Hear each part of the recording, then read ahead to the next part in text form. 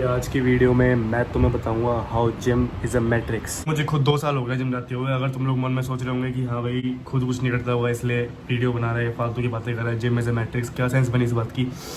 जितने लोग जिम जाते हैं सबको मोस्टली बेनिफिट ही होता। तुम ये क्यों बोल रहे हो फालतू की चीज़? जिम इज़ अ मैट्रिक्स, क्या सेंस बनी इसकी? तुम्हें समझाऊंगा सब कुछ। एंड ये हल्की फिजिक भी है मेरी, तो इस बात की सेंस बनेगी थोड़ी देर में, ठीक है? चलो पहले क्या करते हैं, हम लोग एग्जांपल ले लेते हैं, फिश और मंकी वाला एग्जांपल, ठीक है? फिश को तुम तैरने के लिए नहीं, फिश को तुम पेड़ पर चढ़ने के लिए कह रहे हो, मंकी को तुम तैरने के लिए कह रहे हो, ठीक है?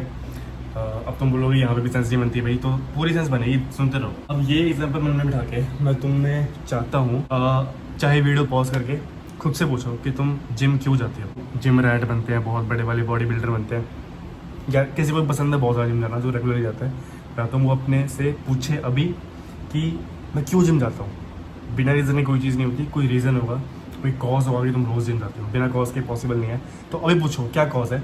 जो सबसे ज़्यादा कॉमन कॉज है, कॉज जो सबसे ज़्यादा कॉमन कॉज है, नंबर 1 पे वो होएगा कि भाई मेरे को फिजिक बनानी है, मेरे को अच्छा दिखना है, मेरे को थोड़ी सी फिजिक बनानी है, मेरे को गंदा नहीं दिखना है, मेरे को थोड़ी लुक्स मैक्सिंग करनी है, फिजिक बनानी है, ये वो बॉडी बनानी है, वेट बढ़ाना है। उस केस में भाई तुम सही कर रहे हो, यहाँ पे मैं कुछ नहीं कहूँगा। यहाँ पे जिम जाना वैलिड है, बिल्कुल वैलिड है, ठीक है? बट अगेन यहाँ पे भी एक कंडीशन आती है कि तुम्हें पता होना चाहिए तुम्हें बॉडी कैसे बनानी है। वैसी बॉडी हो तुम्हारे ट्रेनर को चाहिए, वैसी बॉडी हो तुम्हारे दोस्त बना रहे हैं, वैसी बॉडी हो तुम्हारे माँ बाप कह रहे हैं, वैसी बॉडी हो तुम्हारे रिश्तेदार कह रहे हैं, वैसी बॉडी जो मोहल्ले का अंकल कह रहे हैं, तो तुम्हें चाहिए। तो दूसरा सबसे कॉमन कॉज क्या है? दूसरा सबसे कॉमन कॉज है पूरी जनता का, वो है हमें फिट रहना है भाई, हमें फिटनेस चाहिए। बहुत सारे जो बड़ी एज के बंदे होते हैं, मिडिल एज औरतें भी होती हैं, बहुत ज़्यादा जिम में जाते हैं, मैंने देखा है, वो डांस क्लास वगैरह, उनका मेन कॉज होता है भाई हमें फिट रहना है, कि भाई फिट है, बॉडी बनने मैंने फिट रहना है, हमें फिट। अब तुम्हें एक रियलिटी बताता हूँ, थोड़ी हार्ड होगी डाइजेस्ट करना, बट अगर तुम्हारा गोल सिर्फ फिट रहना है तो जिम जो है, तुम्हारे पास जितनी चॉइसेस हैं उनमें सबसे ज़्यादा नीच और घटिया चॉइस है जिम उनमें से, अगर तुम्हें फिट रहना है। अब तुम कहोगे हमें पता नहीं है हमारे पास चॉइस क्या है, तो मैं चॉइस भी बताऊँगा, बट इतना जवाब बना लो कि अब तक तुम बहुत बड़ी गलती आ रही थी अगर तुम सोच रहे थे कि जिम जाने से तुम्हारी फिटनेस बेटर हो रही है और जिम से अच्छी चॉइस तुम्हारे पास है नहीं। समझ रहे हो? उल्टा बहुत बार क्या होता है, जिम जाने से तो बहुत बंदों की हेल्थ ख़राब होती है, किसी की कोई नस अटक गई, किसी की वो पेट में कुछ हुआ आ गया, पेन आ गया, वो अब तक ठीक नहीं हुआ, वो किसी को क्रॉनिक पेन शुरू हो गया, किसी की बॉडी इम्बैलेंस होगी, किसी का कुछ, समझ रहे हो मेरे पास, स्टिफनेस आ गई।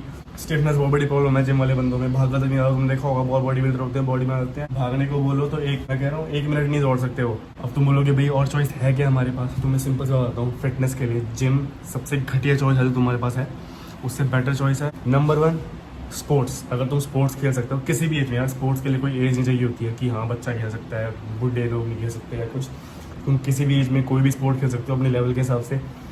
नंबर 1 चॉइस है तुम्हारी फिटनेस के लिए जो है वो है स्पोर्ट्स, ठीक है?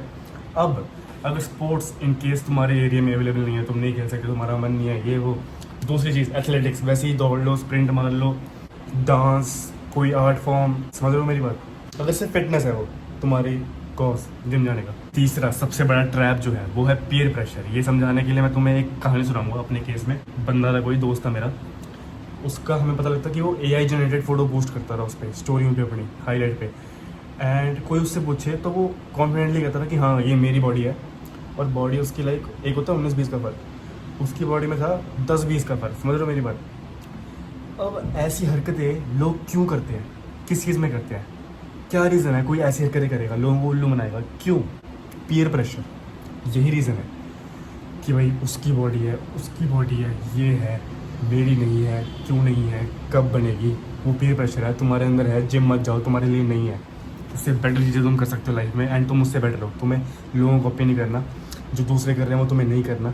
तुम जो हो कंप्लीट हो, तुम्हें जिम की ज़रूरत नहीं है कंप्लीट फील करने के लिए, AI जनरेट करने की ज़रूरत नहीं है तुम्हें फ़ोटोज़।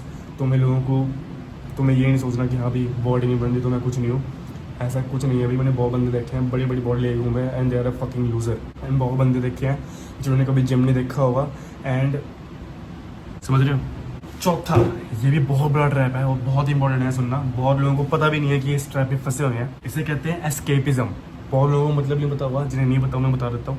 एस्केपिज्म होता है बेसिकली जब तुम अपनी लाइफ से भागने की कोशिश करते हो या अपनी लाइफ से खुद को डिस्ट्रैक्ट करने की कोशिश करते हो क्योंकि तुम्हें अपनी रियलिटी नहीं पसंद। एस्केपिज्म में बहुत चीज़ें आती हैं। जब तुम इंस्टा स्क्रॉल करते हो, वो भी बहुत लोगों के लिए एस्केपिज्म है कि अगर वो फ़ोन साइड पर रख देंगे, इंस्टा स्क्रॉल नहीं करेंगे सारा दिन गेम में नहीं खेलेंगे।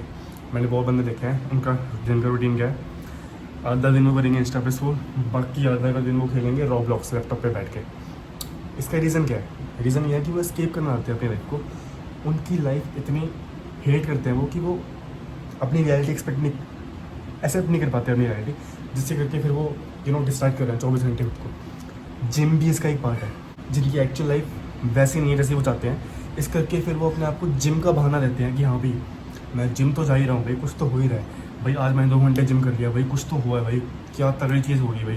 बट अनलेस तुम लोग एक प्रो बॉडी बिल्डर या एक्चुअल में तुम्हारा पैशन है उस चीज़ में, अनलेस अनटिल दैट वो बस एक ट्रैप है, एक एस्केपिज्म है, एक डिस्ट्रैक्शन है तुम्हारी रियल लाइफ से। तुम सोच लो कि हाँ भाई जिम जाके मैं बहुत कुछ कर रहा हूँ, बट तुम उतना कुछ नहीं कर रहे जितना तुम्हें लग रहा है। समझ लो ये रियलिटी बहुत हार्ड है डाइजेस्ट करना, मेरे लिए भी थी, तो मैं समझा रहा हूँ भाई बन के, ठीक है। एंड ट्रस्ट मी, तुम्हें अपनी लाइफ को एस्केप करने की ज़रूरत नहीं है, डिस्ट्रैक्ट होने की ज़रूरत नहीं है, इंस्टा की ज़रूरत नहीं है, उसकी ज़रूरत नहीं है, जिम की ज़रूरत नहीं है एस्केप होने के लिए। तुम्हें ज़रूरत है खुद की। जब तुम ये सारे डिस्ट्रैक्शन साइड पे रख के अपने साथ टाइम स्पेंड करोगे ना, पहले मुश्किल लगेगा और मुश्किल लगेगा और मुश्किल लगेगा, एक टाइम पे आके तुम खुद को सॉल्व कर लोगे। समझ रहे हो मेरी बात? अब मैं क्यों जिम जाता हूँ, मेरा रीज़न क्या है? मेरा रीज़न है सबसे पहला वाला रीज़न कि मेरे को बस थोड़ा बहुत वो है कि हाँ भाई मैं शेप में रह रहा हूँ। बॉडी ज़्यादा मेरे को इतनी बनानी है नहीं, भाई साहब मैंने 3-4 महीने से ट्रेन नहीं किया होगा। ये हल्की हल्की जो बॉडी तुमने देख ली इतनी है, और इतनी ही मैंने रखनी है। मेरे को बस शेप में रहना और कुछ भी नहीं करना। और मेरे को सारे फैक्टर पता है। मैं ना तो एस्केपिज्म के करके जिम जा रहा हूँ, ना मैं पीयर प्रेशर में जिम जा रहा हूँ, ना मैं फिटनेस के लिए जिम जा रहा हूँ, क्योंकि मेरे को पता है फिटनेस के लिए कोई बहुत अच्छी चॉइस नहीं है जिम। और मैंने स्पोर्ट्स खेले हैं इसलिए मेरे को पता है। भाई एट द एंड क्या किया जाए अब जब इतने सारे ट्रैप हैं, ट्रैप से बचा कैसे जाए? इन ट्रैप से कैसे बचा जाता है? इन ट्रैप से बचा जाता है तुम अपने साथ टाइम स्पेंड करते हो, जब अपने साथ बैठते हो, तुम अपने आप को सॉल्व करते हो। मेरे साथ भी बहुत बार होता है कि ये सब चीज़ें जो मैं आज बोल रहा हूँ ये हमेशा से नहीं थी। पहले मैं भी था कि हाँ भाई गधे की तरह जिम मार रहा हूँ, ये वो, भाई मैं तगड़ी बॉडी बना लूँगा भाई, एक दिन की 4-4 हज़ार कैलोरीज खाता था मैं। फिर मैंने देखा कि भाई ये तो है नहीं वो सिस्टम, ये तो मैट्रिक्स है, मैट्रिक्स। इमेजिन करो एक सोसाइटी मेरे को दिखती है आज फ्यूचर में, एक डायस्टोपियन सोसाइटी है। जिनको डायस्टोपिया नहीं पता वो सर्च कर लो, मैं बता नहीं आता। एक डायस्टोपियन सोसाइटी जहाँ पे लोग अपनी गाड़ियों में बैठते हैं, घर से निकलते हैं, गाड़ी में बैठते हैं, जाते हैं जिम जाके उतर के एंड देन वो ट्रेडमिल पे दो। व्यू इमेजिन करो अपने मन में, ना कोई स्पोर्ट्स खेल रहा है, ना कोई खुश है, हर बंदा हेडफोन लगा के बस यूँ चले जा रहा है रोबोट बन के जिम में। एंड वो सोच रहा है उनकी लाइफ में कुछ वो बहुत ज़्यादा अच्छा इफेक्ट ला रहा है, तो वो नहीं ला रहा। प्लीज़, अब हो सकता है जो चीज़ें मैं बोल रहा हूँ हर बंदा समझ ना पाए, एंड दैट्स ओके। हर बंदे के समझने के लिए है भी नहीं है। द कंक्लूजन इज़ कि खुद से पूछो तुम्हें क्या चाहिए। तुम्हें, अब मुझे पता है मुझे क्या चाहिए जिसके लिए मैं जिम जा रहा हूँ। बहुत लोगों को नहीं पता उन्हें क्या चाहिए। बहुत लोग अलग अलग फैक्टर्स के करके खा रहे हैं और उनको पता भी नहीं है कि वो उस ट्रैप में है। समझ रहे हो मेरी बात? गलत चीज़ पे अपना फालतू का टाइम वेस्ट करने के बजाय अपने साथ बैठो, खुद से बोलो तुम्हें क्या चाहिए, एंड देन अपनी लाइफ को उसके अकॉर्डिंग रास्ता दिखाओ। समझ रहे हो? एंड ऐसी तगड़ी वीडियोस तुम्हें दिखती हैं सिर्फ आर्यन नाग के चैनल पे। आर्यन नाग, चलो बाय।